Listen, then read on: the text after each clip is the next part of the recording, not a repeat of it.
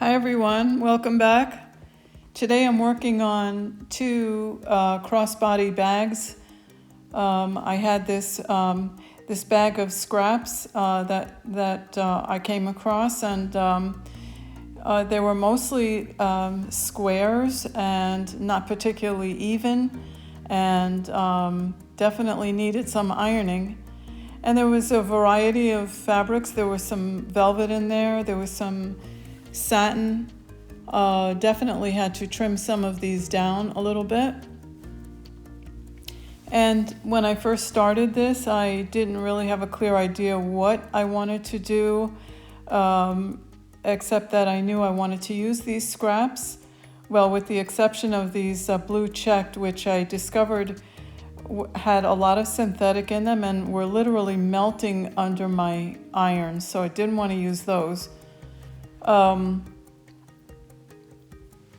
But I wanted to use these scraps along with some beautiful African fabric that I had, and I knew I wanted to use the African fabric as kind of like as an embellishment.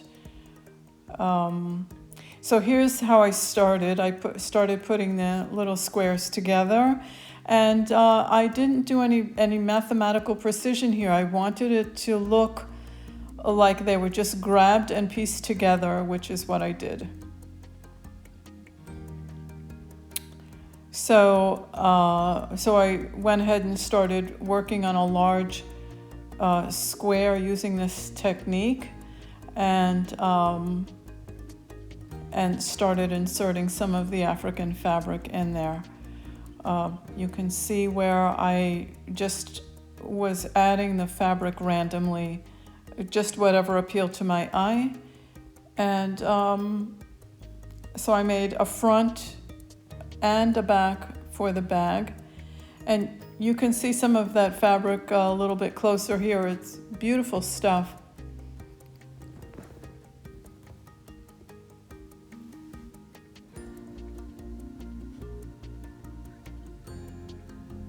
And there's the other side of the bag.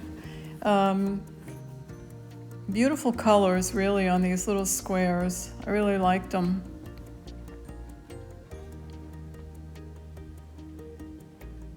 And I also went ahead and made the strap out of that same fabric.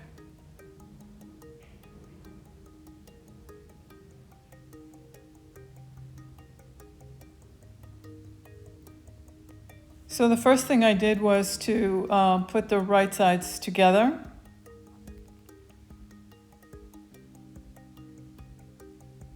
And wound up sewing on all three sides. I left the top open. And I sewed maybe about a 1/4 inch all the way around there.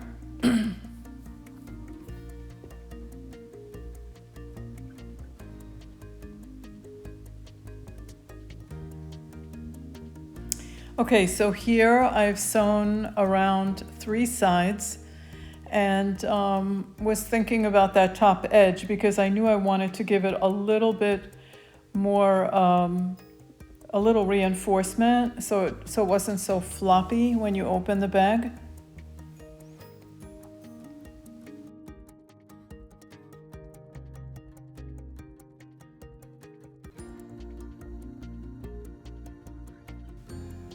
What I settled on was some fusible interfacing, which you can see here, and I cut 2 pieces, maybe about 2 inches wide for the for the width of the bag, and you can feel where the fusible webbing is. You can feel the little bumpiness is literally the glue.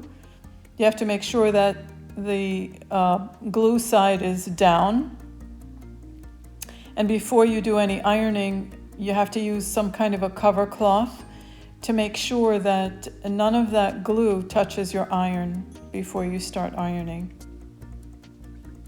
So I did that on both sides.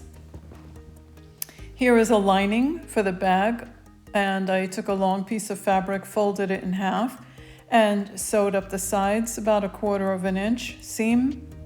And I also folded down the edge and ironed it. While I was working on that, I also prepared a little inside pocket. Folded down the front edge and sewed it.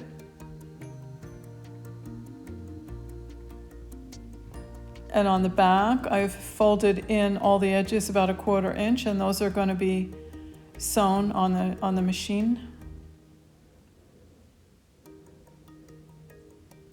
And then I also folded down the top edge, maybe about 3/8 of an inch or so. Here I'm showing you where the inner facing has been glued or ironed onto the bag. And I did the same thing to the back. You sew it to the wrong side, of course, to the wrong side of the bag. And I'm showing you the right sides there. Okay, so here's the lining, and I've already marked the center with a pin. I also marked the center of the pocket with a pin so that I can line those up so I can get the pocket more or less in the center there. I'm not working with real mathematical precision here. That was not important to me. I wanted this bag to have a boho kind of like a free form feeling about it. And I sewed the pocket directly to the lining before I inserted the lining in the bag. So here's the bag, right sides out, and I've ironed down about 1/2 inch on the top edge of the bag. And I'm going to be inserting the lining. And here I'm trying to do this with one hand because my other hand is holding the camera. Here I have inserted the lining, and before I do anything, I have pinned in at the seams. I've pinned in the lining, but I inserted the strap before I do anything. So the strap is in there under the pin. I'm just showing you that it's pinned at the seam.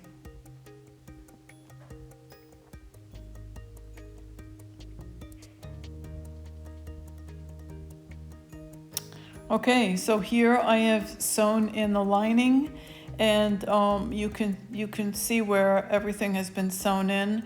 Of course, at the straps, I did do some reinforced stitching to make sure that it wasn't gonna come loose. So after I did the first bag, I decided to do another one. And before I get to that, I went ahead and did add some Velcro for the closure. So I did go ahead and work on a second bag, which you can see here.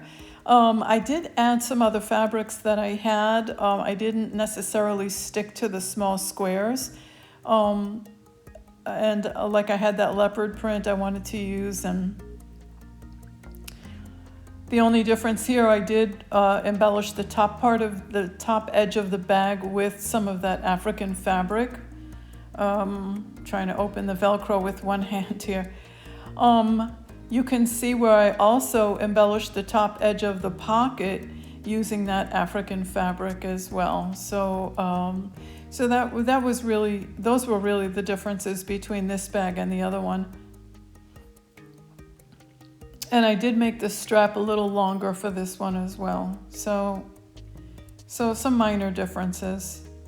But I think overall this was fun and very satisfying, getting to use some of these things. I used the same basic processes that I used on the first one, which was to add the interfacing, the fusible at the top to give it a little bit more reinforcement. And just had a lot of fun doing this.